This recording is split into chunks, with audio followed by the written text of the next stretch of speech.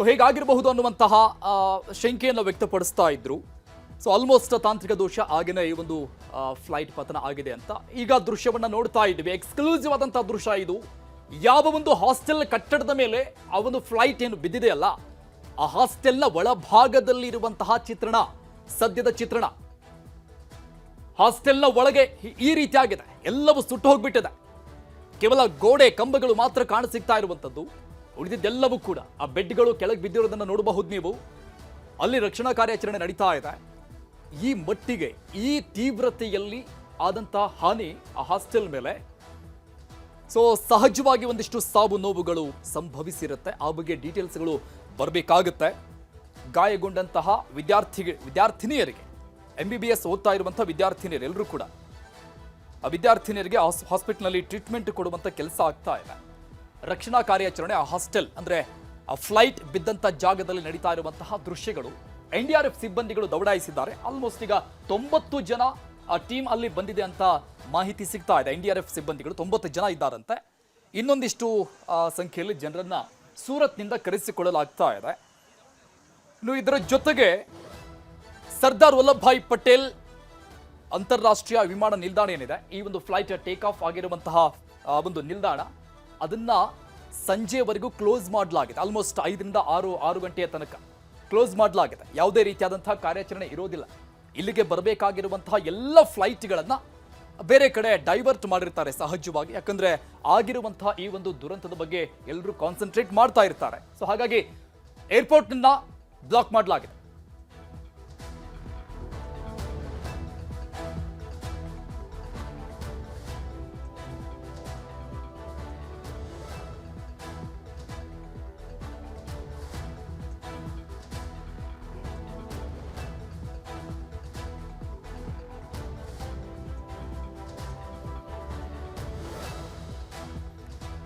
ದುರಂತಕ್ಕೆ ಸಂಬಂಧಪಟ್ಟಂಗೆ ವಿಮಾನಯಾನ ಖಾತೆಯ ರಾಜ್ಯ ಸಚಿವರಾಗಿರುವಂತಹ ಮುರಳೀಧರ್ ಮೋಹಲ್ ಮಾತನಾಡಿದ್ದಾರೆ. ನೋಡಿ ಏನು ಹೇಳಿದ್ರು.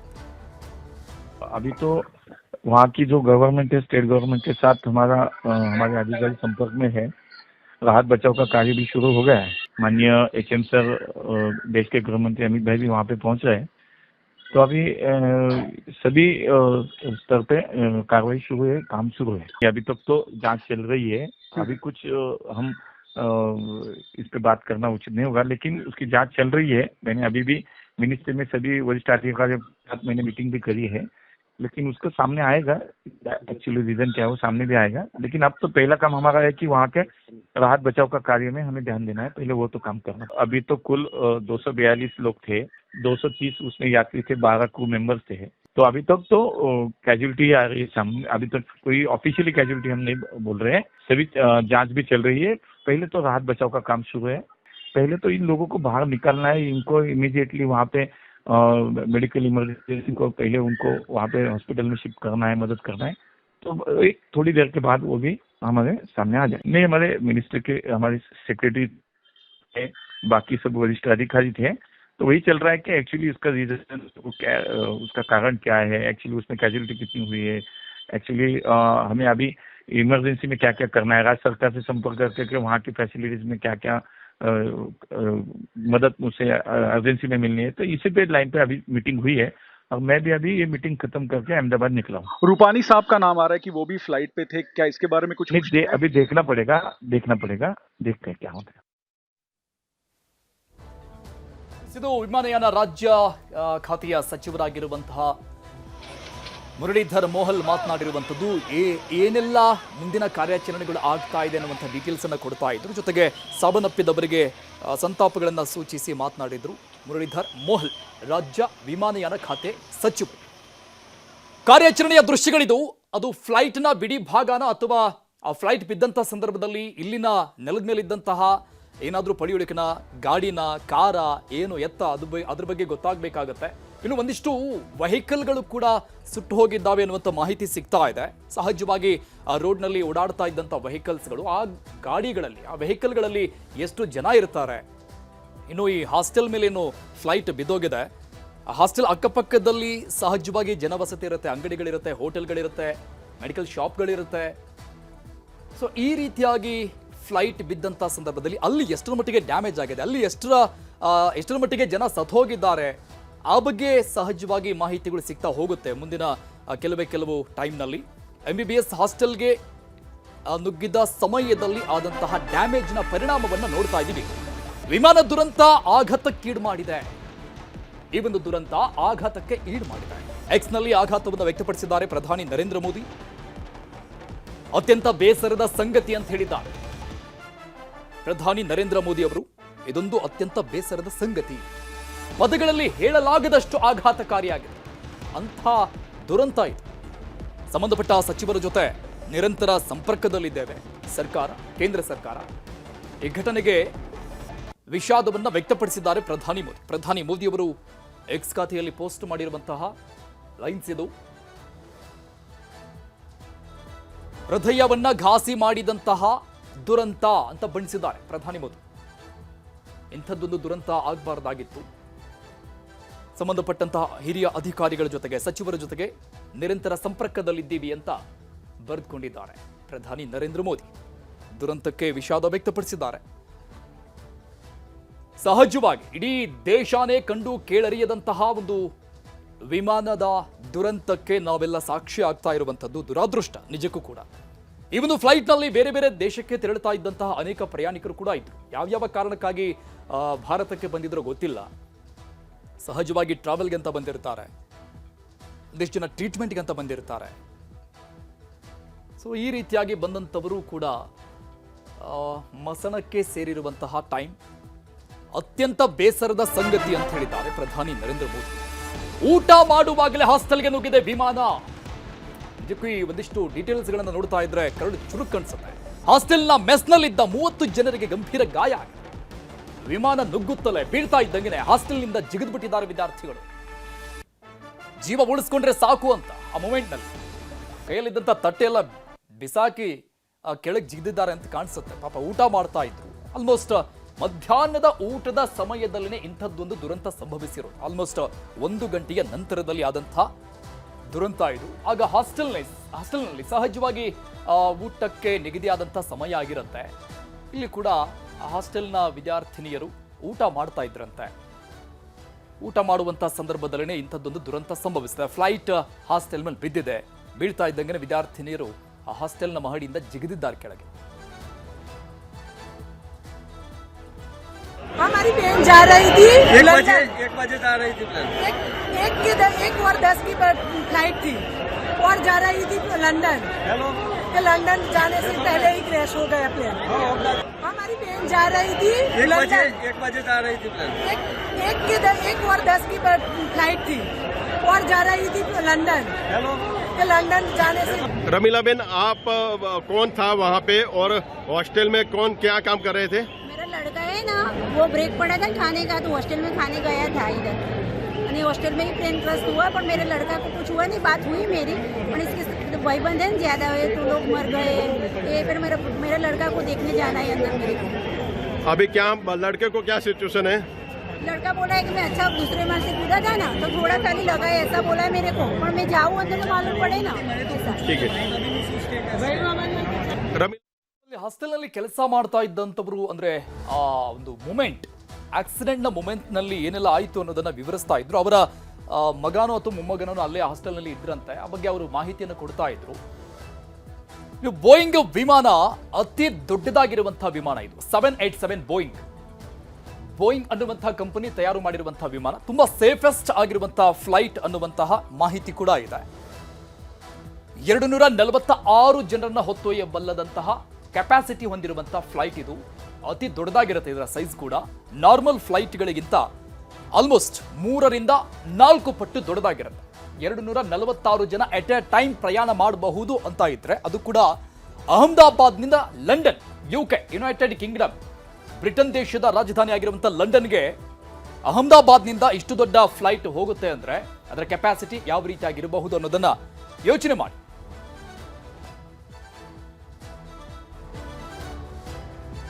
ನಮ್ಮ ಸ್ಕ್ರೀನ್ ಮೇಲೆ ನೋಡ್ತಾ ಇದ್ದೀರಿ, ಇದು ಹಾಸ್ಟೆಲ್ನ ದೃಶ್ಯಗಳು. ಆ ಫ್ಲೈಟ್ ಬಿದ್ದಂತಹ ಸ್ಪಾಟ್ ಏನಿದೆ ಆ ದೃಶ್ಯ ಇದೆ. ಎಲ್ಲವೂ ಕೂಡ ಹಾನಿಗೀಡಾಗಿದೆ. ಎಲ್ಲ ಬಿಲ್ಡಿಂಗ್ಗಳು ಒಡೆದು ಹೋಗ್ಬಿಟ್ಟಿದೆ. ಹಾಸ್ಟೆಲ್ನ ಒಳಭಾಗದಲ್ಲಿ ಯಾವ ರೀತಿಯಾಗಿ ಎಲ್ಲ ಚಲಾಪಿಲಾಗಿ ಬಿದ್ದಿದೆ ನೋಡಿ. ಎಕ್ಸ್ಕ್ಲೂಸಿವ್ ಆದಂತಹ ವಿಜುವಲ್ಸ್ ಅನ್ನ ನೋಡ್ತಾ ಇದ್ರಿ ನಮ್ಮ ಸ್ಕ್ರೀನ್ ಮೇಲೆ. ಅಷ್ಟು ದೊಡ್ಡ ಪ್ರಮಾಣದ ಫ್ಲೈಟ್ ಬಿದ್ದಂತಹ ಸಂದರ್ಭದಲ್ಲಿ ಸಹಜವಾಗಿ ಇಷ್ಟೆಲ್ಲ ಅನಾಹುತಗಳು ಆಗತ್ತೆ. ವಿಮಾನಕ್ಕೆ ಬೆಂಕಿ ಬಿದ್ದಂತಹ ಕ್ಷಣದಿಂದ ಹಿಡಿದು ಅಟ್ ಪ್ರೆಸೆಂಟ್ ಏನೆಲ್ಲ ಆಗ್ತಾ ಇದೆ ಅನ್ನುವಂತಹ ಎಲ್ಲ ವಿಜುವಲ್ಸ್ಗಳನ್ನ ಅಟ್ ಎ ಟೈಮ್ ನಮ್ಮ ಸ್ಕ್ರೀನ್ ನಲ್ಲಿ ನೋಡ್ತಾ ಇದ್ದೀರಿ. ವಿಮಾನಕ್ಕೆ ಬೆಂಕಿ ಹೊತ್ಕೊಳ್ತು, ಟೇಕ್ ಆಫ್ ಆದಂತಹ ಕೆಲವೇ ನಿಮಿಷಗಳಲ್ಲಿ ಅದಾದ್ಮೇಲೆ ವಿಮಾನ ಪತನ ಆಯಿತು. ಬೆಂಕಿ ಹೊತ್ಕೊಂಡು ದಟ್ಟವಾದಂತಹ ಹೊಗೆಯ ದೃಶ್ಯವನ್ನು ನೀವು ಎರಡನೇ ಸ್ಕ್ರೀನಲ್ಲಿ ನೋಡಬಹುದು. ದಟ್ಟವಾದಂತಹ ಹೊಗೆ ಆವರಿಸಿಕೊಂಡಿದೆ. ಅದಾದ್ಮೇಲೆ ರಕ್ಷಣಾ ಕಾರ್ಯಾಚರಣೆ ಇಮಿಡಿಯೇಟ್ ಆಗಿ ಆರಂಭ ಆಯಿತು. ಆಸ್ಪತ್ರೆಗೆ ರವಾನೆ ಮಾಡುವಂತ ಕೆಲಸ ಆಯಿತು. ಗಾಯಾಳುಗಳನ್ನ ಆಸ್ಪತ್ರೆಗೆ ಸಾಗಿಸುವಂತಹ ಮತ್ತೊಂದು ದೃಶ್ಯವನ್ನು ನೋಡ್ತಾ ಇದ್ದೀವಿ. ಒಂದೇ ಒಂದು ಕ್ಷಣದಲ್ಲಿ ಎಲ್ಲವೂ ಅಲ್ಲೋಲ ಕಲ್ಲೋಲ ಆದಂತಹ ದೃಶ್ಯಗಳಿದು. ಎಲ್ಲವೂ ಸಹಜ ಸ್ಥಿತಿಯಲ್ಲಿತ್ತು. ಇದ್ದಕ್ಕಿದ್ದಂಗೆನೆ ಎಲ್ಲವೂ ಕೂಡ ಅಲ್ಲೋಲ ಕಲ್ಲೋಲ.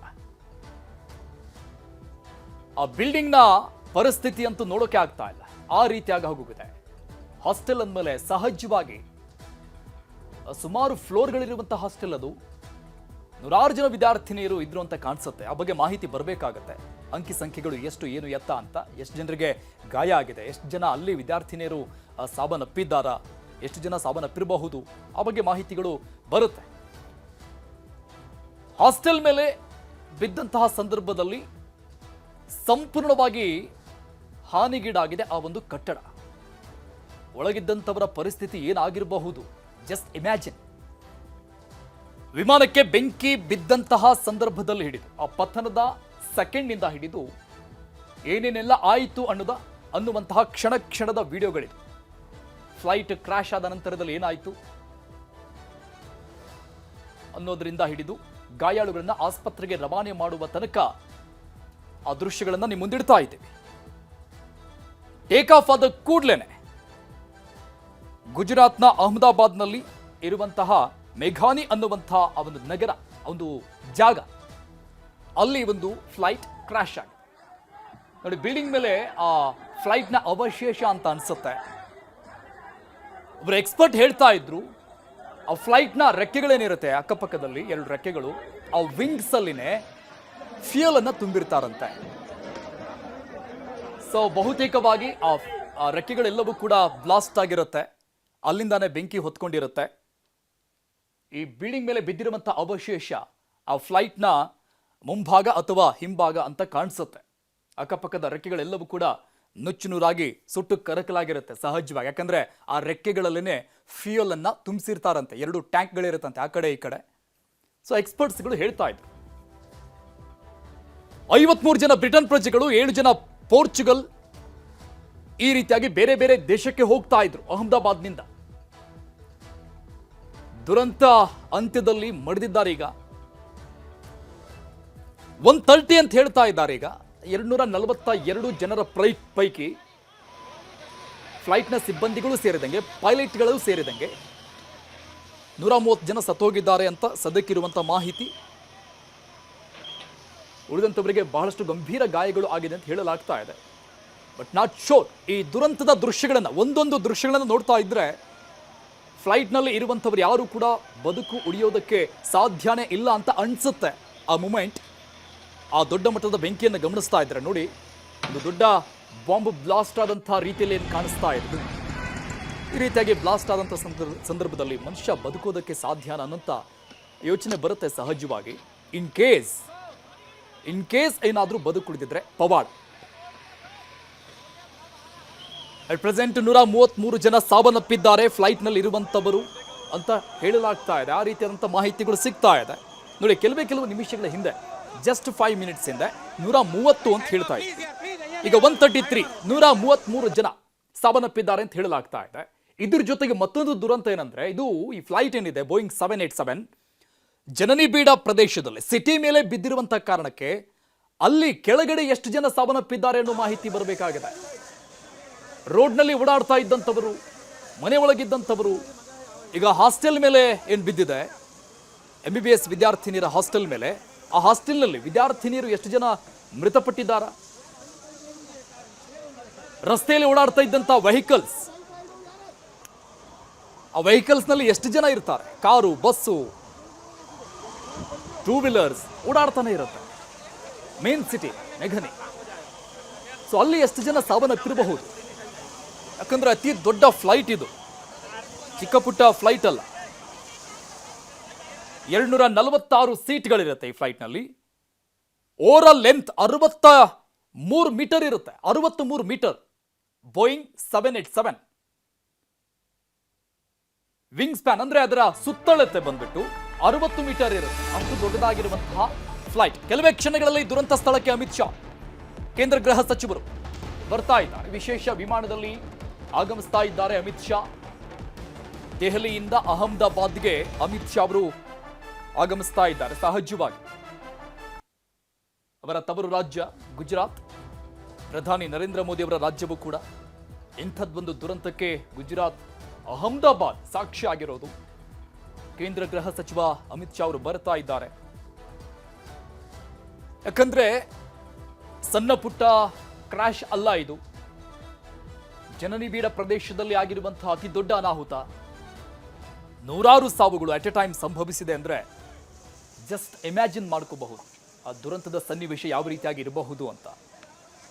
ಯಾರದ್ದೋ ಅಣ್ಣ, ಯಾರದ್ದೋ ಮಗ, ಯಾರದ್ದೋ ತಂದೆ ತಾಯಿ ಕಳೆದುಕೊಂಡಂತಹ ಪರಿಸ್ಥಿತಿ. ಇದರ ಜೊತೆಗೆ ಆ ಫ್ಲೈಟ್ನಲ್ಲಿ ಇದ್ದಂತಹ, ಸಹಜವಾಗಿ ಎಲ್ಲ ಫ್ಲೈಟ್ಗಳಲ್ಲಿ, ಏರ್ಕ್ರಾಫ್ಟ್ಗಳಲ್ಲಿ, ಹೆಲಿಕಾಪ್ಟರ್ಗಳಲ್ಲಿ, ಚಾಪರ್ಗಳಲ್ಲೂ ಕೂಡ ಬ್ಲ್ಯಾಕ್ ಬಾಕ್ಸ್ಗಳನ್ನು ಇಡಲಾಗಿರುತ್ತೆ. ಅದು ಇನ್ಬಿಲ್ಟ್ ಕೂಡ. ಆ ಬ್ಲ್ಯಾಕ್ ಬಾಕ್ಸ್ ಅನ್ನ ಯಾವಾಗ ಪತ್ತೆ ಮಾಡಲಾಗುತ್ತೆ, ಆ ಬ್ಲ್ಯಾಕ್ ಬಾಕ್ಸ್ನ ಮೂಲಕವಾಗಿ ಯಾವ ರೀತಿಯಾಗಿ ಈ ಒಂದು ದುರಂತ ಸಂಭವಿಸ್ತು, ಯಾವ ಕಾರಣಕ್ಕಾಗಿ ತಾಂತ್ರಿಕ ದೋಷ ಆಯಿತು, ಕೊನೆ ಮೂಮೆಂಟ್ನಲ್ಲಿ ಪೈಲಟ್ಗಳು ಏನೆಲ್ಲ ಮಾತನಾಡಿದ್ರು, ATC ಕಡೆಯಿಂದ ಏನೆಲ್ಲ ವಿಚಾರಗಳು ರವಾನೆ ಆಯಿತು ಪೈಲಟ್ಗಳಿಗೆ, ATC ಕಂಟ್ರೋಲ್ ರೂಮ್ನಿಂದ, ಏರ್ ಟ್ರಾಫಿಕ್ ಕಂಟ್ರೋಲ್ ರೂಮ್ನಿಂದ ಪೈಲಟ್ಗಳಿಗೆ ಏನೆಲ್ಲ ಸಂದೇಶಗಳು ಹೋಯಿತು ಆ ಒಂದು ಮೂಮೆಂಟ್ನಲ್ಲಿ, ಅದೆಲ್ಲವೂ ಕೂಡ ಅದರಲ್ಲಿ ರೆಕಾರ್ಡ್ ಆಗಿರುತ್ತೆ ಬ್ಲ್ಯಾಕ್ ಬಾಕ್ಸ್ನಲ್ಲಿ. FDR, ಈ ಬ್ಲ್ಯಾಕ್ ಬಾಕ್ಸ್ ಏನೆಲ್ಲ ಕೆಲಸ ಮಾಡುತ್ತೆ ಅನ್ನೋದನ್ನ ನೋಡ್ತಾ ಹೋದ್ರೆ, FDR ಅಂದ್ರೆ ಫ್ಲೈಟ್ ಡಾಟಾ ರೆಕಾರ್ಡರ್. ಪ್ರತಿಯೊಂದು ಡಾಟಾ ರೆಕಾರ್ಡರ್ ಆಗಿರುತ್ತಿದೆ. ಅಂದ್ರೆ ಯಾವಾಗ ಈ ರೀತಿಯಾಗಿ ನ್ಯೂನತೆಗಳಾಗುತ್ತೆ, ತಾಂತ್ರಿಕ ದೋಷಗಳಾಗಿರುತ್ತೆ, ಆ ಒಂದು ಟೈಮ್ನಲ್ಲಿ ಇದು ಆಕ್ಟಿವ್ ಆಗಿರುತ್ತೆ. ಫ್ಲೈಟ್ ಡಾಟಾ ರೆಕಾರ್ಡರ್, ಪ್ರತಿಯೊಂದು ಡಾಟಾ ಇದರಲ್ಲಿ ರೆಕಾರ್ಡ್ ಆಗಿರುತ್ತೆ. ಏನೆಲ್ಲ ಆಯಿತು, ಯಾವ ರೀತಿಯಾಗಿ ಅವರು ಕಮ್ಯುನಿಕೇಷನ್ ನಲ್ಲಿ ಇದ್ರು, ATC ಕಡೆಯಿಂದ ಏನೆಲ್ಲ ಮಾಹಿತಿಗಳು ಹೋಯಿತು, ಯಾವ ರೀತಿಯಾಗಿ ಕಂಟ್ರೋಲ್ ಮಾಡೋದಕ್ಕೆ ಪ್ರಯತ್ನವನ್ನ ಪಟ್ಟರು ಪೈಲಟ್ಗಳು. ಆಮೇಲೆ ಇಬ್ರು ಪೈಲಟ್ಸ್ಗೆ ಅಪಾರ ಪ್ರಮಾಣದ ಜ್ಞಾನ ಇದೆ, ಎಕ್ಸ್ಪೀರಿಯನ್ಸ್ ಇದೆ. 8,000 ಗಂಟೆಗಿಂತ ಹೆಚ್ಚು ಕಾಲ ಫ್ಲೈಟ್ ಅನ್ನ ಓಡಿಸಿರುವಂತಹ ಸಂಜಯ್ ಅನ್ನುವಂತಹ ಪೈಲಟ್ ಇದ್ರು ಈ ಒಂದು ಫ್ಲೈಟ್ ನಲ್ಲಿ, ಬೋಯಿಂಗ್ 787 ನಲ್ಲಿ ಏನ್ ಕ್ರಾಶ್ ಆಗಿದೆ ಈ ಒಂದು ಫ್ಲೈಟ್ ನಲ್ಲಿ ಇದ್ದಂತಹ ಪೈಲಟ್ನ ಎಕ್ಸ್ಪೀರಿಯನ್ಸ್. 8,000 ಗಂಟೆಗಳಿಗಿಂತ ಹೆಚ್ಚು ಕಾಲ ಫ್ಲೈಟ್ ಅನ್ನ ಓಡಿಸಿರುವಂತಹ ಅನುಭವ ಇದೆ.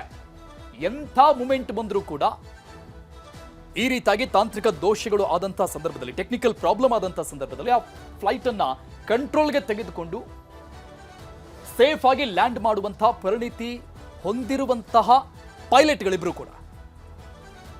ಆದ್ರೆ ಅದು ಸಾಧ್ಯ ಆಗಲಿಲ್ಲ ಈ ಒಂದು ಕ್ಷಣದಲ್ಲಿ. ನೋಡಿ, ಟೇಕ್ ಆಫ್ ಆಗದಂತಹ ಜಸ್ಟ್ 5 ಮಿನಿಟ್ಸ್ ಅಲ್ಲಿ, ಅಂದ್ರೆ ಭೂಮಿಯಿಂದ ಆ ಫ್ಲೈಟ್ನ ಎತ್ತರ ಎಷ್ಟಿತ್ತು ಅನ್ನೋದನ್ನು ನೀವು ಗಮನಿಸಬಹುದು. ಏನು ಮಾಡೋದಕ್ಕೆ ಸಾಧ್ಯನೇ ಇಲ್ಲ. ಅಷ್ಟು ಎತ್ತರದಲ್ಲಿ ಮಾತ್ರ ಫ್ಲೈಟ್ ಇತ್ತು. ಆ ಅಂತರದಲ್ಲಿನೇ ಭೂಮಿಗೆ ಅಪ್ಪಳಿಸಿರೋದು. ನೋಡಿ, ಜಸ್ಟ್ ಮೀಟರ್ಗಳಲ್ಲಿ ಹೈಟ್ನಲ್ಲಿದೆ ಆ ಫ್ಲೈಟ್. ಕಿಲೋಮೀಟರ್ ಅಲ್ಲ, ಜಸ್ಟ್ ಮೀಟರ್ಗಳಲ್ಲಿ ಹೈಟ್ನಲ್ಲಿದೆ. ಈ ಹೈಟ್ನಲ್ಲಿ ಪೈಲಟ್ಗಳು ಕೂಡ ಏನು ಮಾಡೋಕೆ ಸಾಧ್ಯ? ಅಟ್ಲೀಸ್ಟ್ ಒಂದು ರೇಂಜ್ಗೆ ಹೈಟ್ನಲ್ಲಿದ್ದಿದ್ರೆ ಈ ಒಂದು ಫ್ಲೈಟ್ ಕಮ್ಯುನಿಕೇಶನ್ ಮಾಡಬಹುದಾಗಿತ್ತೇನೋ ATC ಕಡೆ, ಏರ್ ಟ್ರಾಫಿಕ್ ಕಂಟ್ರೋಲ್ ರೂಮ್ ಕಡೆಯಿಂದ ಆಪರೇಟ್ ಮಾಡಬಹುದಾಗಿತ್ತೇನೋ ಗೊತ್ತಿಲ್ಲ. ಬಟ್ ಯಾವುದಕ್ಕೂ ಕೂಡ ರಿಯಾಕ್ಟ್ ಮಾಡೋದಕ್ಕೆ ಸಾಧ್ಯನೇ ಆಗಲಿಲ್ಲ. ಜಸ್ಟ್ ಮಿನಿಟ್ಸ್ಗಳಲ್ಲಿ ಎಲ್ಲ ದುರಂತ ಆಗಿ ಹೋಗ್ಬಿಡ್ತು. ಆ ಪ್ರಮಾಣದ ಜ್ಞಾನ ಇರುವಂತಹ, ಎಕ್ಸ್ಪೀರಿಯನ್ಸ್ ಇರುವಂತಹ ಪೈಲಟ್ಸ್ಗಳಿದ್ರೂ ಕೂಡ ಏನೂ ಮಾಡೋದಕ್ಕೆ ಸಾಧ್ಯ ಆಗಲಿಲ್ಲ. ಟೈಮೇ ಇರಲಿಲ್ಲ ರಿಯಾಕ್ಟ್ ಮಾಡೋದಕ್ಕೆ. ಇನ್ನು ತಾಂತ್ರಿಕ ದೋಷಗಳು ಆದಂತಹ ಸಂದರ್ಭದಲ್ಲಿ ಸಂಪೂರ್ಣವಾಗಿ ಆ ಫ್ಲೈಟ್ ಅನ್ನ ಇಲ್ಲಿ ಕಂಟ್ರೋಲ್ ರೂಮ್ನಿಂದ ಆಪರೇಟ್ ಮಾಡಲಾಗುತ್ತೆ ATC ಕಡೆಯಿಂದ. ಆಮೇಲೆ ಅವರು ಸಜೆಷನ್ಸ್ಗಳನ್ನ ಕೊಡ್ತಾ ಹೋಗ್ತಾರೆ ಏನ್ ಮಾಡಬಹುದು ಅಂತ ಆ ಪೈಲಟ್ಗಳಿಗೆ. ಯಾವ ರೀತಿಯಾಗಿ ಕಾಮ್ ಆಗಿರಬೇಕು, ಯಾವ ರೀತಿಯಾಗಿ ಲ್ಯಾಂಡ್ ಮಾಡಬಹುದು ಸೇಫ್ ಆಗಿ, ಎಲ್ಲಿ ಲ್ಯಾಂಡ್ ಮಾಡಬೇಕು, ಎಷ್ಟು ದೂರದ ಡಿಸ್ಟೆನ್ಸ್ನಲ್ಲಿ ಫ್ಲೈಟ್ ಹಾರಾಡ್ತಾ ಇದೆ ಭೂಮಿಯಿಂದ. ಇನ್ ಕೇಸ್ ಬೇರೆ ಸ್ಪಾಟ್ನಲ್ಲಿ ಈ ರೀತಿಯಾಗಿ ಟೆಕ್ನಿಕಲ್ ಪ್ರಾಬ್ಲಮ್ಗಳು ಕಂಡು ಬಂದಿದ್ರೆ ಯಾವ ಒಂದು ಸ್ಪಾಟ್ನಲ್ಲಿ ಇಳಿಸಬಹುದು, ಈ ರೀತಿಯಾಗಿ ಮಾಹಿತಿಗಳನ್ನು ಕೊಡ್ತಾ ಇರ್ತಾರೆ. ಬಟ್ ಅದ್ಯಾವುದಕ್ಕೂ ಕೂಡ ಟೈಮ್ ಇರಲಿಲ್ಲ. ಈ ಬಗ್ಗೆ ಮಾತನಾಡೋದಕ್ಕೆ ಕ್ಯಾಪ್ಟನ್ ಅರವಿಂದ್ ಶರ್ಮಾ ಕನೆಕ್ಟ್ ಆಗಿದ್ದಾರೆ. ಸರ್ ನಮಸ್ತೆ. ನಮಸ್ಕಾರ ವೀರೇಶ್. ನಮಸ್ತೆ ಸರ್. ಸರ್, ಇಂಥದ್ದೊಂದು ದುರಂತ I think at the first time ನಾವು ನೋಡ್ತಾ ಇದ್ದೀವಿ. ನಿಮಗೂ ಕೂಡ ಅಂತ ಅನ್ಸುತ್ತೆ. ಏನ್ ಹೇಳ್ತೀರಾ ಸರ್ ಈ ದುರಂತಕ್ಕೆ ಸಂಬಂಧಪಟ್ಟಂಗೆ? ಇಲ್ಲ Veeresh, I must correct you. This is not the first time. 1988 same airport, Ahmedabad airport, same airlines, Air India, or rather Indian Airlines, the old name of Air India, aircraft took off and 133 people died on takeoff. 133 sir? Howdu, the aircraft was overloaded and the landing gear of the aircraft hit a truck on the highway outside. Okay. And ಆಮೇಲೆ 2 kilometre ದೂರ ಹೋಗಿ crash ಆಯ್ತು. ಎಲ್ಲ 133 ಜನ ಸತ್ತೋದ್ರು. Okay sir, ಹಿಂಗೆ city ಮೇಲೆ ಬಿದ್ದಿತ್ತ ಅವಾಗ್ಲೂ ಕೂಡ? ಸಾರಿ, city ಮೇಲೆ ಬಿದ್ದಿತ್ತ ಫ್ಲೈಟ್ ಆಗ್ಲೂ ಕೂಡ ಹಿಂದೆ ಆಗದಂತ ದುರಂತದಲ್ಲಿ? ಇಲ್ಲ, ಆ ಟೈಮ್ ನಲ್ಲಿ ಆ ಏರಿಯಾ ನಲ್ಲಿ ಜಾಸ್ತಿ ಡೆವಲಪ್ಮೆಂಟ್ ಇರ್ಲಿಲ್ಲ. ಓಕೆ. ಸೊ ಲಕಿಲಿ ಗ್ರೌಂಡ್ ನಲ್ಲಿ ಫೆಟಾಲಿಟೀಸ್ ಇರ್ಲಿಲ್ಲ. It means open area. ಆ ಓಪನ್ ಏರಿಯಾನಲ್ಲಿ. ಓಕೆ. ಬಟ್ ಅದೇ ಸರ್, ಈಗ ನಾವು ಹೇಳ್ತಿರೋದು ಈ ತರ ಜನ ವಾಸ ಮಾಡೋ ಸಿಟಿ ಮೇಲೆ ಬಿದ್ದಿದ್ದು ಫಸ್ಟ್ ಟೈಮ್ ಅಂತ. Well, you can say it like that, but Viresh, 80% of the accidents okay take off ಆಗಿ 7 ನಿಮಿಷ ಒಳಗಡೆ ಅಥವಾ ಲ್ಯಾಂಡಿಂಗ್ 7 ನಿಮಿಷ ಮುಂಚೆ ಆಗುತ್ತೆ. That is the world statistics of accident. Okay okay. Sir, ಏನ್ ಟೆಕ್ನಿಕಲ್ ಪ್ರಾಬ್ಲಮ್ ಆಗಿರಬಹುದು ಅಂತ ಅನ್ಸುತ್ತೆ ನಿಮ್ಮ ಅನುಭವದ ಮೇಲೆ? ಅದು ಯಾವ್ದೋ ಆಕ್ಸಿಡೆಂಟ್ ಆದ್ರೆ ಅಟ್ಲೀಸ್ಟ್ ನಮ್ಗೆ ಒಂದ್ 24 ಗಂಟೆ ಬೇಕು ಡೇಟಾ ಸಿಕ್ಕಕ್ಕೆ. ಓಕೆ. ಇಲ್ಲಿ ನಮ್ಗೆ ವಿಜುವಲ್ ನಲ್ಲಿ ಏನ್ ಕಾಣಿದೆ ಅಂದ್ರೆ ಒಂದು 620 ಅಡಿ ಮೇಲೆ ಹೈಟ್ ತಗೊಂತು ವಿಮಾನ. ಎಸ್. ಆ ಹೈಟ್ ತಗೊಂಡ ಮೇಲೆ ಇನ್ನ ಮೇಲೆ ಹತ್ತಕ್ ಆಗ್ಲಿಲ್ಲ. Yes. We can see the landing gear down. Yes. Normally ನಾವು ಕ್ಲೈಂಬ್ ಆಗಕ್ ಶುರು ಆವಾಗದೆ ಅಂದ್ರೆ ಲ್ಯಾಂಡಿಂಗ್ ಇಯರ್ ರಿಟ್ರಾಕ್ಟ್ ಮಾಡ್ಬಿಡ್ತಾರೆ. Okay. The landing gear is still out and the flaps have been retracted. So that is what is seen from the visuals. But Yes. a pilot do made a call yella sudhi bandmele we can have a more proper picture. Aravind sir, ಇದು just meter ಲೆಕ್ಕದಲ್ಲಿ height ಅಲ್ಲಿ ಇದೆ. ನೀವು ಹೇಳಿದಂಗೆ ATC ಕಡೆಯಿಂದ control ಮಾಡಕ್ ಸಾಧ್ಯ ಆಗಲ್ಲ ಅಂತ ಅನ್ಸುತ್ತೆ. ಈ ಹೈಟ್ ನಲ್ಲಿ ಇದ್ದಾಗ ರಿಯಾಕ್ಟ್ ಮಾಡಕ್ ಆಗಲ್ಲ ಅಂತ? ಇಲ್ಲ 620 ಅಡಿ is ಬಹಳ ಕಮ್ಮಿ. ಓಕೆ. It is nothing. 620 ಅಡಿನಲ್ಲಿ ಅಂತ ವಿಮಾನ ತಿರ್ಸ್ಬಿಟ್ಟು ವಾಪಸ್ ಏರ್ಪೋರ್ಟ್ ಗೆ ತರಕ್ ಆಗಲ್ಲ. ಸ್ಟ್ಯಾಂಡರ್ಡ್ ಪ್ರೊಸೀಜರ್ ಮುಂದೆ ಏನ್ ಸಿಕ್ಕುತ್ತೆ ಅಲ್ಲಿ ಹೋಗಿ ಲ್ಯಾಂಡ್ ಮಾಡಕ್ ಪ್ರಯತ್ನ ಪಡಬೇಕು. ಎಸ್ ಸರ್, ಬೋಯಿಂಗ್ 787 ತುಂಬಾ ಬಿಗ್ಗೆಸ್ಟ್ ಫ್ಲೈಟ್ ಅನ್ನುವಂಥದ್ದು ಗೊತ್ತಿದೆ. ಆಮೇಲೆ ಇದು ಲಂಡನ್ಗೆ ಹೋಗ್ತಾ ಇತ್ತು. ಅಷ್ಟು ದೂರದ ಪ್ರಯಾಣ ಇದ್ದಂತ ಟೈಮ್ನಲ್ಲಿ ಪ್ರೀ ಸೆಕ್ಯೂರಿಟಿ ಚೆಕಿಂಗ್ ಎಲ್ಲ ಆಗಿರುತ್ತಲ್ವಾ ಸರ್?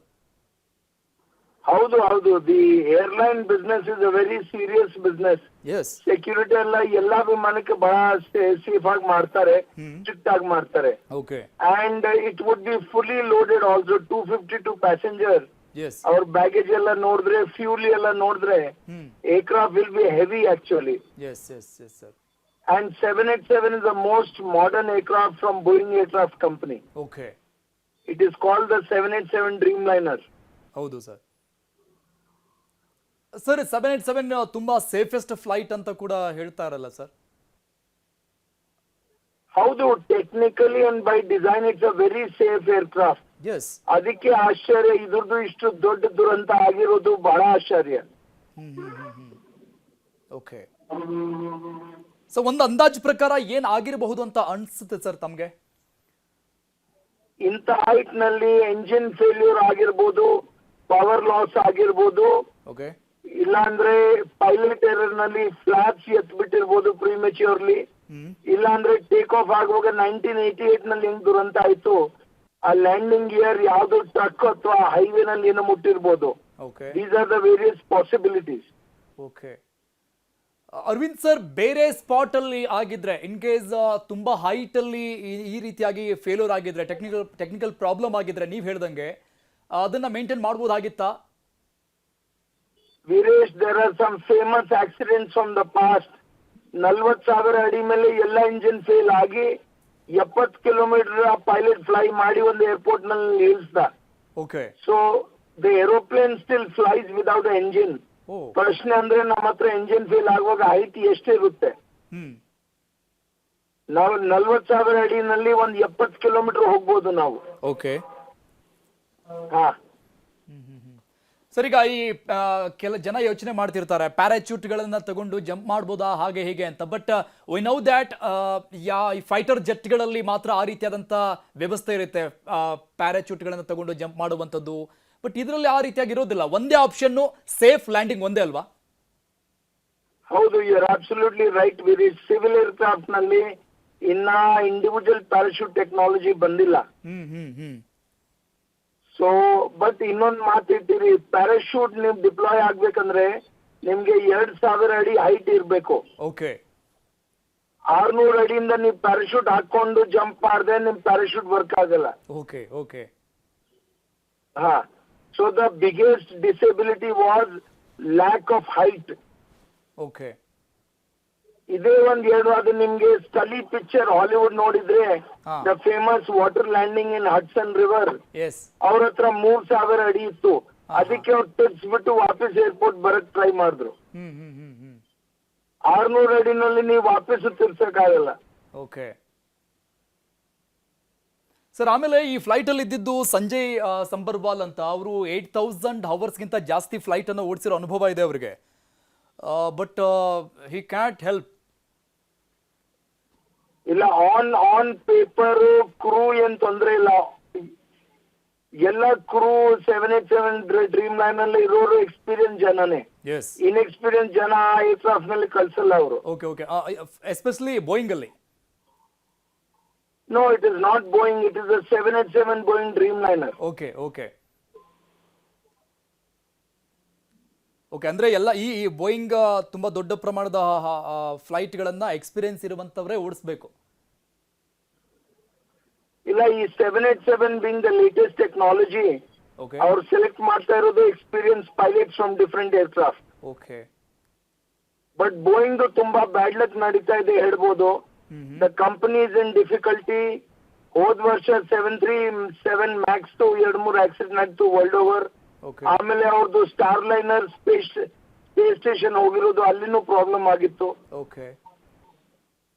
ಸೊ ಸರ್, ಈಗ ರಾಹುಕಾಟ ನಡೀತಾ ಇದೆ. Okay. Okay sir. Sir, Aravind sir, ಈಗ ಅಹಮದಾಬಾದ್ ನಿಂದ ಲಂಡನ್ ಹೋಗ್ತಾ ಇತ್ತು, ಫುಲ್ಲಿ ಲೋಡೆಡ್ ಫ್ಯೂಲ್ ಟ್ಯಾಂಕ್ ಇತ್ತು ಅಂತ ಅನ್ಸುತ್ತೆ, ಮೇ ಬಿ ಅಲ್ವಾ? ಹೌದು, it will have enough fuel for 8 hours plus one diversion ಅಲ್ಲಿ ಏನೋ ಪ್ರಾಬ್ಲಮ್ ಇದ್ರೆ. This was from Ahmedabad to Gatwick airport, which is London's second biggest airport.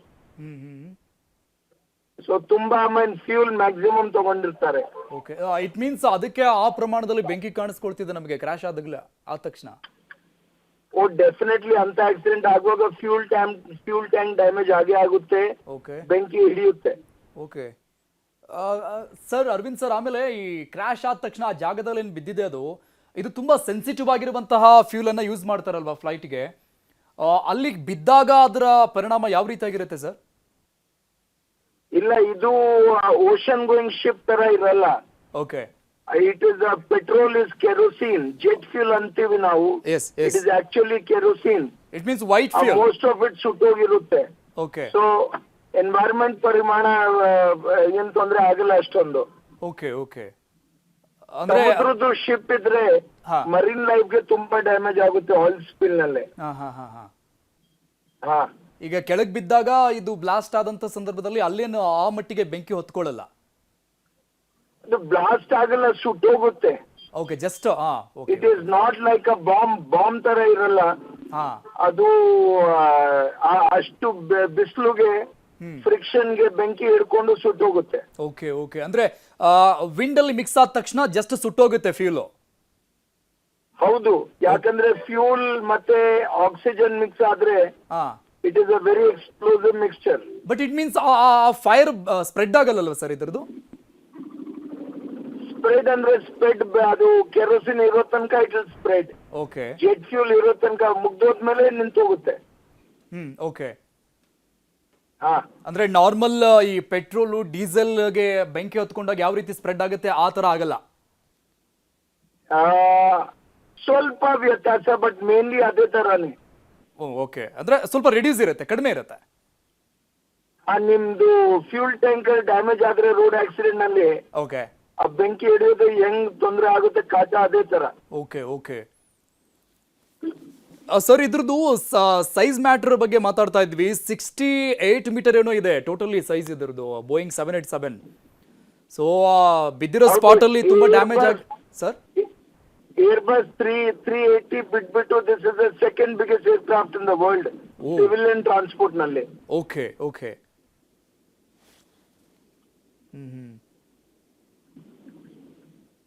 Sir, ಈಗ ಬ್ಲ್ಯಾಕ್ ಬಾಕ್ಸ್ ಅಲ್ಲಿ ಈ ಬಗ್ಗೆ ಮಾಹಿತಿ ಸಿಗುತ್ತಲ್ವಾ ಸರ್?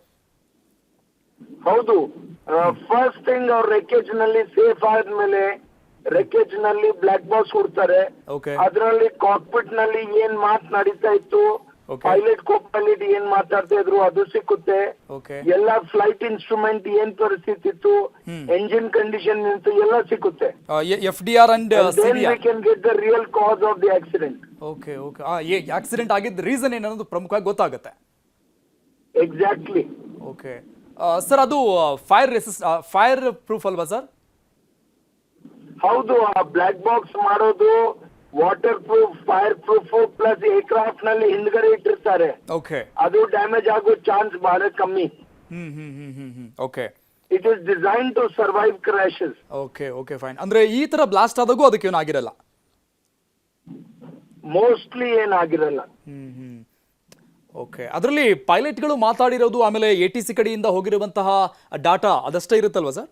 ಆರ್ ಈ ಕ್ಯಾಬಿನ್ ನಲ್ಲಿ ಚೀರಾಟ? ಅದರಲ್ಲಿ ಎರಡು ಭಾಗ ಇರುತ್ತೆ. ಒಂದು ಕಾಕ್ಪಿಟ್ ವಾಯ್ಸ್ ರೆಕಾರ್ಡರ್, ಎಸ್, ಅದು ಕಾಕ್ಪಿಟ್ ಅದು ರೆಕಾರ್ಡ್ ಮಾಡುತ್ತೆ. CVR. ಇನ್ನೊಂದು flight data recorder, FDR. Okay. A flight data recorder will record every instrument and the condition of every instrument at that point of time. Okay. Okay. So ವಿಮಾನದ speed ಎಷ್ಟಿತ್ತು, height ಎಷ್ಟಿತ್ತು, engine condition ಎಷ್ಟಿತ್ತು ಎಲ್ಲ ಸಿಗುತ್ತೆ. Okay. Okay. So finally ಆ black box ಸಿಗೋದವರೆಗೂ just ಊಹಾಪೋಹಗಳು ಅಷ್ಟೇ, ಹಂಗಾಗಿರ್ಬೋದು ಹಿಂಗಾಗಿರ್ಬೋದು ಅಂತ ಸಿಕ್ಕಾಗ ಪರ್ಟಿಕ್ಯುಲರ್ ರೀಸನ್ ತನಕ we can keep speculation. But the reality is, unfortunately, about 242 people are no more. Okay. For no fault of theirs. Okay. Okay, sir. Arvind sir, final words ಈ ದುರಂತ ಬಗ್ಗೆ. ಇದು it is a true accident. ಯಾಕಂದ್ರೆ ಇಂಥ ಸಮಯ ಟೆಕ್ನಾಲಜಿನಲ್ಲಿ ಇದೆಲ್ಲ ಸಾಮಾನ್ಯ ಅಲ್ಲ. Okay. But aviation still remains the safest transport. Okay. But if there's an accident, the fatality chances are very high. Okay. Okay, sir. So I would say this is a classic accident. Yes. Yeah. Thank you, sir. Investigation ಆದ್ಮೇಲೆ ಗೊತ್ತಾಗಬಹುದು whether there is any mechanical failure, human failure. Okay, And sir. ಅದರಿಂದ we can learn to prevent future accidents. Yes, yes, sir. Yes. Thank you, sir. Thank you. News 18 ಜೊತೆ ಮಾತನಾಡಿದಕ್ಕೆ. Thank you so much.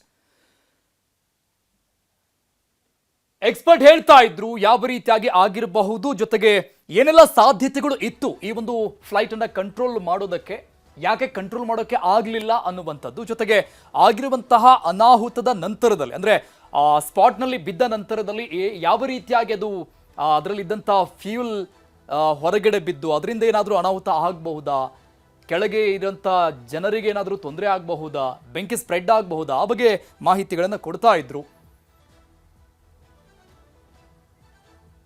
ಈ ಬಗ್ಗೆ ಮಾತನಾಡೋದಕ್ಕೆ BK Murali, ನಿವೃತ್ತ air marshal ಸಂಪರ್ಕದಲ್ಲಿದ್ದಾರೆ. Sir ನಮಸ್ತೆ. ನಮಸ್ತೆ sir, unfortunate ಒಂದು ಆಕ್ಸಿಡೆಂಟ್ಗೆ ನಾವೆಲ್ಲ ಸಾಕ್ಷಿ ಆಗ್ತಾ ಇದ್ವಿ. ಐ ಥಿಂಕ್ ಈ ಜನನಿಬಿಡ ಪ್ರದೇಶದಲ್ಲಿ ಈ ರೀತಿಯಾಗಿ ಫ್ಲೈಟ್ ಕ್ರಾಶ್ ಆಗಿರುವಂತದ್ದು ಫಸ್ಟ್ ಟೈಮ್. ಐ ಥಿಂಕ್ ನಿಮ್ಗೇನ್ ಅನ್ಸುತ್ತೆ? ಹೌದು ಅರುಣ್, ಆಕ್ಚುಲಿ ಇದು ವೆರಿ ಅನ್ಫಾರ್ಚುನೇಟ್ ಇನ್ಸಿಡೆಂಟ್ ಇದು. ಓಕೆ. ಆಕ್ಚುಲಿ ಅದನ್ನು ಬಹಳ ಸಿವಿಲ್ ಏರಿಯಾನಲ್ಲಿ ಆಗಿದೆ. ಆಮೇಲೆ ಈಗ ಬರೋ ಮಾಹಿತಿ ಪ್ರಕಾರ about 105 to 110 people are died. They are ಇದು ಇನ್ನೂ they are searching for survivors ಅಂತ ನ್ಯೂಸ್ ಬರ್ತಾ ಇದೆ. ಬಟ್ ನಾವು ಒಂದು ವಿಷಯ ಬಹಳ ಕೇರ್ಫುಲ್ ಆಗಿ ಗಮನಿಸಬೇಕು. ನೋಡಿ, ಈ ಏರ್ಕ್ರಾಫ್ಟ್ 787-8 ಓಕೆ, ಬೋಯಿಂಗ್ ಏರ್ಕ್ರಾಫ್ಟ್, ಅದು ಫೇರ್ಲಿ ನ್ಯೂ ಏರ್ಕ್ರಾಫ್ಟ್. ಅದು ಒಂದು ಲಾಸ್ಟ್ ಅಬೌಟ್ 8-9 ಇಯರ್ಸ್ ಇಂದ ಏರ್ ಇಂಡಿಯಾ ಅದನ್ನ ಫ್ಲೈ ಮಾಡ್ತಾ ಇದೆ ಇಂಟರ್ನ್ಯಾಷನಲ್ ರೂಟ್ಸ್ ಅಲ್ಲಿ. ಆಮೇಲೆ ಅದಕ್ಕೆ 787ಗೆ ಎಕ್ಸಲೆಂಟ್ ಫ್ಲೈಟ್ ಸೇಫ್ಟಿ ರೆಕಾರ್ಡ್ ಇದೆ. ಯಾವ ತರ ಕ್ರಾಶ್ ರಿಪೋರ್ಟ್ಸು ಇಲ್ಲ, ಯಾವ ತರ ಇನ್ಫ್ಲೈಟ್ ಪ್ರಾಬ್ಲಮ್ ರಿಪೋರ್ಟ್ಸು ಇಲ್ಲ. ಬಹಳ ಸಿಕ್ಕಾಪಡೆ ಒಳ್ಳೆ ಇದನ್ನ ಫ್ಲೈಟ್ ಸೇಫ್ಟಿ ರೆಕಾರ್ಡ್ ಹೊಂದಿರುವಂತ ಏರ್ಕ್ರಾಫ್ಟ್. ಓಕೆ. ಆಮೇಲೆ ಎರಡನೇದಾಗಿ ಈ ಏರ್ಕ್ರಾಫ್ಟ್ಗೆ 2 ಜನರಲ್ ಎಲೆಕ್ಟ್ರಿಕ್ ಇಂಜಿನ್ಸ್. ಈ ಇಂಜಿನ್ಸ್ಗೆ ಯಾವ ತರ ಇಶ್ಯೂಸು ಇಲ್ಲಿ ತನಕ ಬಂದಿಲ್ಲ. ಓಕೆ, ಬಹಳ ವೆರಿ ರಿಲಯಬಲ್ ಇಂಜಿನ್ಸು. ಯಾವ ತರ ಇಂಜಿನ್ಸ್ ಇದನ್ನ ಪ್ರಾಬ್ಲಮ್ಸ್ ರಿಪೋರ್ಟ್ ಆಗಿಲ್ಲ. ಇದನ್ನ ಇಲ್ಲಿ ತನಕ ಫ್ಲೈಟ್ ಸೇಫ್ಟಿ ರೆಕಾರ್ಡ್ ಎಕ್ಸಲೆಂಟ್ ಆಗಿದೆ. ಅಂದ್ರೆ ಹೈಲಿ ಟೆಕ್ನಾಲಜಿಯಿಂದ ಬಿಲ್ಡ್ ಮಾಡಿರೋದು. ಬಹಳ experience pilot Sabharwal 8200 hours flying. ಆಮೇಲೆ ಇದು ಕೋಪೈಲಟ್ ಕ್ಲೈವ್ ಕುಂದರ್ ಬಹಳ ಎಕ್ಸ್ಪೀರಿಯನ್ಸ್ಡ್ ಪೈಲಟ್ ಅವನು. ಸೊ ಇಂಥ ಸ್ಥಿತಿನಲ್ಲಿ ಈ ಏರ್ಕ್ರಾಫ್ಟ್ ಕ್ರಾಶ್ ಆಗಿರೋದು it is a strange thing. Okay, I think actually ನೀವು ತೋರಿಸ್ತಿರೋ ವಿಜುವಲ್ಸ್ ಪ್ರಕಾರನೇ ಏರ್ಕ್ರಾಫ್ಟ್ 139ಗೆ ರೋಲಿಂಗ್ ಕಮೆನ್ಸ್ ಆಗಿದೆ ಇದ್ರೊಳಗೆ ರನ್ವೇ ನಲ್ಲಿ. ಆಮೇಲೆ ಸ್ವಲ್ಪ ದೂರ ಆದ್ಮೇಲೆ ಇಟ್ ಹಸ್ ಲಿಫ್ಟೆಡ್ ಆಫ್. ಅದನ್ನ ಲಿಫ್ಟ್ ಆಗಿ ಆಲ್ಮೋಸ್ಟ್ ಸ್ಟೇಟನ್ ಲೆವೆಲ್ ಅಲ್ಲಿ ಫ್ಲೈ ಮಾಡಿದ್ದಾರೆ ಒಂದು ಫ್ಯೂ ಸೆಕೆಂಡ್ಸ್. ಅದಾದ್ಮೇಲೆ the pilot has tried to climb. He has pushed the stick back to climb to get an angle of attack of about 20 degrees approximately. Okay. Murali sir, ಇದನ್ನ ಸ್ವಲ್ಪ nose ಮೇಲ್ ಬಂದು ಇದ್ದಕ್ಕಿದ್ದಂಗೆ ಕಳ್ಗೊಟ್ಟೋಗಿದೆ aircraft. ಅವನು ಇನ್ನೂ ಇದನ್ನ ಅಂಡರ್ ಕ್ಯಾರೇಜ್ ರಿಟ್ರಾಕ್ಟು ಆಗಿಲ್ಲ, ಅದು ಹಂಗೆ ಹೋಗಿದೆ ಏರ್ಕ್ರಾಫ್ಟ್. ಸೊ ಇದು ಸ್ವಲ್ಪ it is a very strange thing. ಇದನ್ನ ಅದು ಯಾವಾಗ ನೋಸ್ ಸಡನ್ ಆಗಿ ಡಿಪ್ ಆಗಿ ನೆಲದ ಕಡೆ ಹೋಗಕ್ಕೆ ಶುರು ಮಾಡ್ತು, ಆಗ ಪೈಲಟ್ ಮೇಡೆ ಮೇಡೆ ಅಂತ ಕಾಲ್ ಕೊಟ್ಟಿದ್ದಾನೆ ಏಜೆನ್ಸಿಗೆ. ಏನರ್ಥ ಸರ್ ಮೇಡೆ ಮೀನ್ಸ್? ಹಲೋ, ಮೇಡೆ ಅಂದ್ರೆ ಇದು aircraft in severe distress. Okay, it's A final words. Hello sir, ಹೇಳಿ ಸರ್, ಕೇಳಿಸ್ತಿದೆ. ಸೊ ಇದಕ್ಕೆ ಈಗ ಅದಕ್ಕೆ 2 ಪಾಸಿಬಿಲಿಟೀಸ್ ಕಾಣಿಸ್ತಾ ಇದೆ.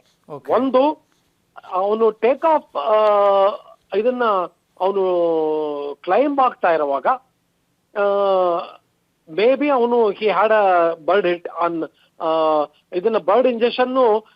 ಇದರಲ್ಲಿ ನೈಟ್ ಟೈಮ್ ಅಲ್ಲಿ ಏರ್ಕ್ರಾಫ್ಟ್ ಟೇಕ್ ಆಫ್ ಆಗ್ತಿರುವಾಗ ಬರ್ಡ್ ಇಂಜೆಕ್ಷನ್ ಬಹಳ ಕಾಮನ್ ಅಕರೆನ್ಸ್, ಅದು ಆಗಿರಬಹುದು. ಆದ್ರೆ 2 ಇಂಜಿನ್ಗೆ ಒಂದೇ ಸಾರಿ ಬರ್ಡ್ ಹಿಟ್ಟು, ಒಂದೇ ಸಾರಿ ಬರ್ಡ್ ಹಿಟ್ 2 ಕಡೆ ಪೋರ್ಟ್ ಅಂಡ್ ಸ್ಟಾರ್ಬೋರ್ಡ್ಗೆ, ಅದು ಸ್ವಲ್ಪ ಬಿಲೀವ್ ಮಾಡೋದು ಕಷ್ಟ. ಒಂದ್ ಇಂಜಿನ್ಗೆ ಆಗಿದ್ರು ಈ 787ಗೆ with single engine he can fly but he can't go to destination. ಅವನು ಟರ್ನ್ ಮಾಡಿ ಅವನು he has to come back and land in the ಇದನ್ನ ಮದರ್ ಏರ್ಪೋರ್ಟ್. ಸೊ ಅವನಿಗೆ ಆ ಆಪರ್ಚುನಿಟಿ ಸಿಗುತ್ತೆ. ಆದ್ರೆ ಇದ್ರಲ್ಲಿ ಅವನಿಗೆ ಆಪರ್ಚುನಿಟಿನೂ ಸಿಕ್ಕಿಲ್ಲ. ಆಮೇಲೆ ಈಗ ಜಸ್ಟ್ ನಾವು ಸಮ್ ಐ ವಿಟ್ನೆಸಸ್ ಅಕೌಂಟ್ ಏನು ಅಂದ್ರೆ, ಸ್ವಲ್ಪ ಏರ್ಕ್ರಾಫ್ಟ್ ಸೀಮ್ ಟು ಇದು steady in air, it look steady in air ಅಂತ ಒಂದು some eyewitness account. Steady in air ಅಂದ್ರೆ that means there is a possibility of ಇದು ಇಂಜಿನ್ ಸ್ಟಾಲ್.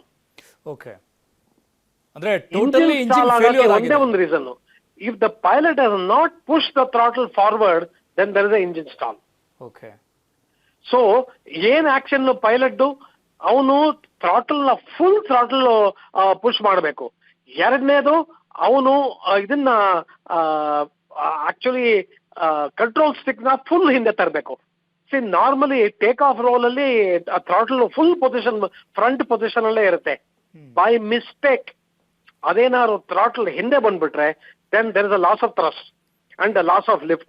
ಇದಾಗೋ ಪಾಸಿಬಿಲಿಟೀಸ್ ಇದೆ. But experience pilot, ಇವನು ಸಬರ್ವಾಲ್ ತರ pilot, ಅವನು it is not possible for him to do such a mistake.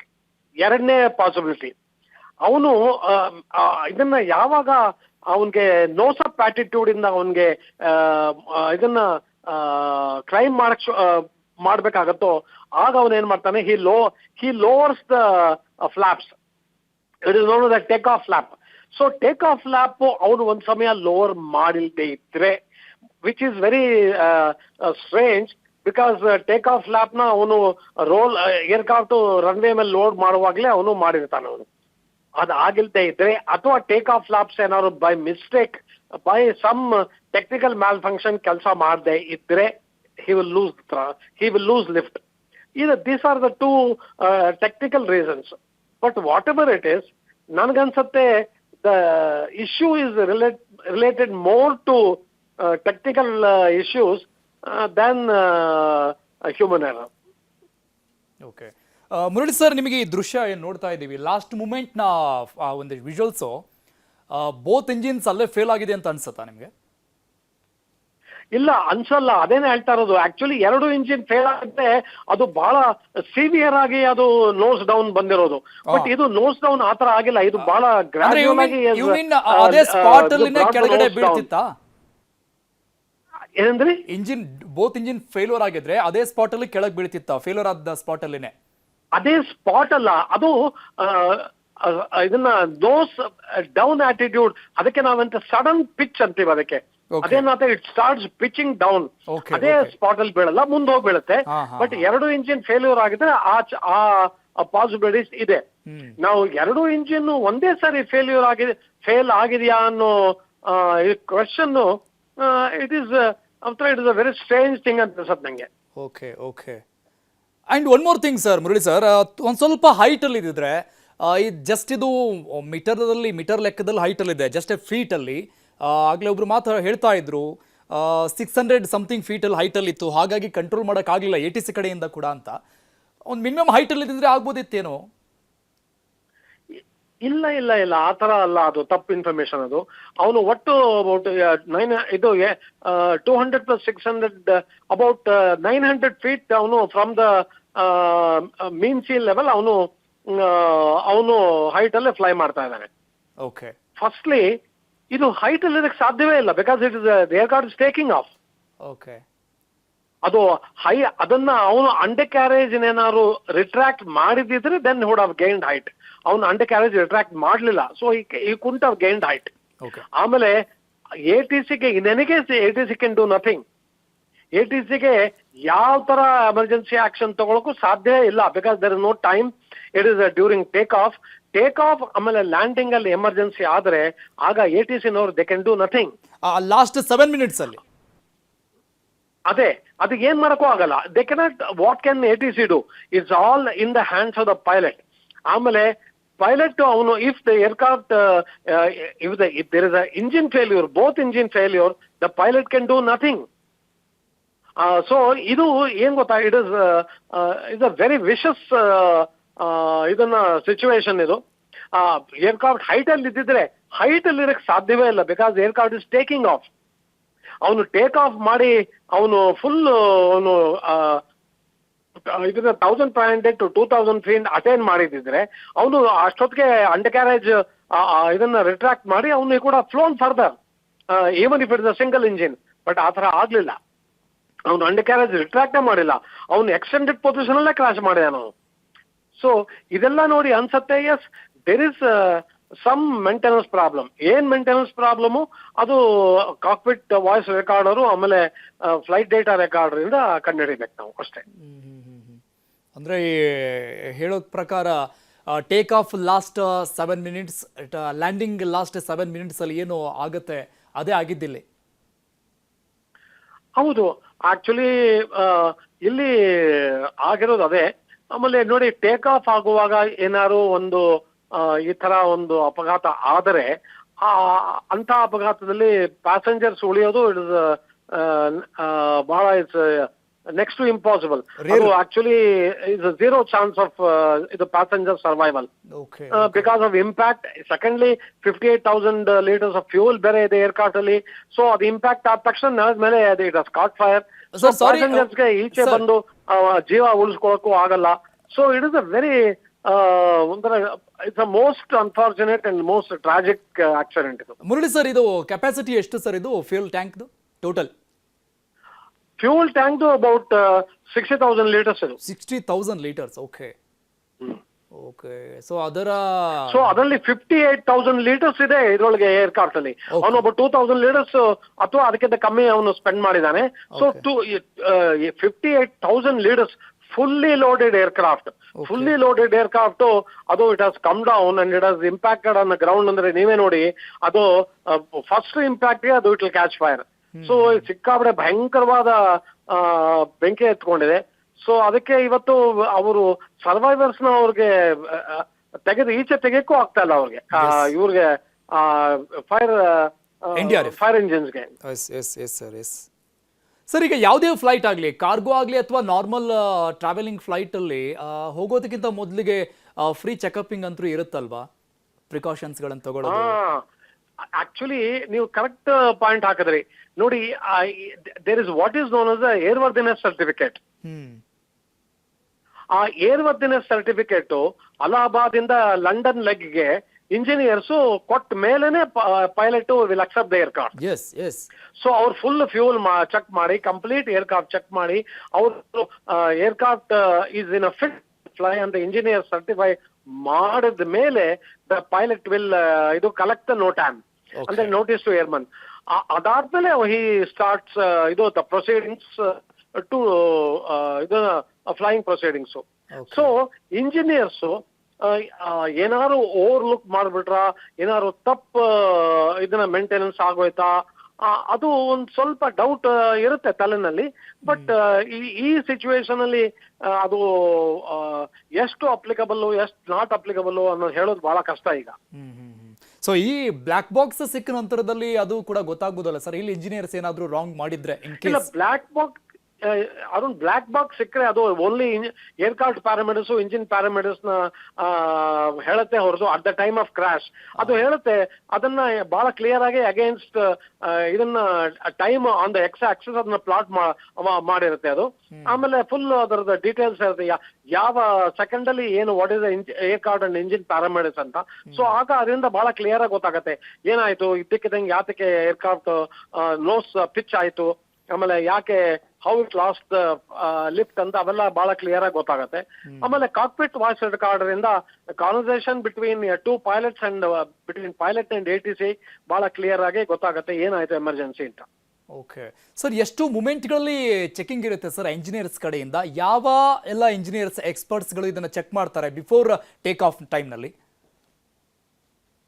ಹೌದು, actually pre flight cheques ಅಲ್ಲಿ ನೋಡಿ technicians check ಮಾಡ್ತಾರೆ, ಆಮೇಲೆ there is a engineer he checks, ಆಮೇಲೆ ದೇರ್ ಇಸ್ ಅ ಸೂಪರ್ವೈಸರ್, ಆಮೇಲೆ there is a quality control man, ಆಮೇಲೆ ಇದನ್ನ 4-5 levels of checking ಇರುತ್ತೆ. ಅದಾದ್ಮೇಲೆ ಅವರು ಪೂರ್ತಿ ರಿಪೋರ್ಟ್ ರೆಡಿ ಮಾಡಿ ಅದನ್ನ ಏರ್ವರ್ದಿನೆಸ್ ಸರ್ಟಿಫಿಕೇಟ್ ನ ಪೈಲಟ್ ಕೈಲಿ ಕೊಡ್ತಾರೆ.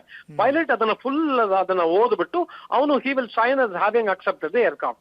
ಇದು ನಾರ್ಮಲ್ ಪ್ರೊಸೀಜರ್ ಅದು. ಓಕೆ ಸರ್, ಬೋಯಿಂಗ್ 787 ತುಂಬಾ ಹೈಲಿ ರೆಡಿ ಆಗಿರುವಂತಹ, ಹೈಲಿ ಟೆಕ್ನಾಲಜಿಯಿಂದ ರೆಡಿ ಆಗಿರುವಂತಹ ಫ್ಲೈಟು, ಬಿಗ್ಗೆಸ್ಟ್ ಫ್ಲೈಟು. ಸೊ ಎಷ್ಟರ ಮಟ್ಟಿಗೆ ಸೇಫ್ ಅಂತ ಅನ್ಕೋಬಹುದು ಜನ ಅಂತ ಆಫ್ಟರ್ ದಿಸ್ ಸಿಚುವೇಶನ್? ಇಲ್ಲ ನೋಡಿ, ಈಗ ಬೋಯಿಂಗ್ ಅಲ್ಲ, ಅರೌಂಡ್ ಬೋಯಿಂಗ್ ಸ್ವಲ್ಪ ಈ ನಡುವೆ ಸ್ಟಾಕ್ ಸರಿಯಾಗಿ ನಡೀತಾ ಇಲ್ಲ. ಅವ್ರು ಬೇಕಾದಷ್ಟು ಕ್ರಾಶಸ್ ಆಗಿದೆ ಬೋಯಿಂಗ್, ಆದ್ರೆ 787 ಕ್ರಾಶ್ ಯಾವತ್ತೂ ಆಗಿಲ್ಲ. ಇದು ಟೋಟಲಿ ಫ್ಲೈಟ್ ಇದಕ್ಕೆ ಎಕ್ಸಲೆಂಟ್ ಸೇಫ್ಟಿ ರೆಕಾರ್ಡ್ ಇದೆ ಅಂತ ಹೇಳಿದ್ನಲ್ಲ. ಸೊ ಬೋಯಿಂಗ್ ಕಂಪನಿ ಅವರು ಅವ್ರ ಪ್ರಾಬ್ಲಮ್ಸ್ನೆಲ್ಲ ಅವ್ರು ಸರಿ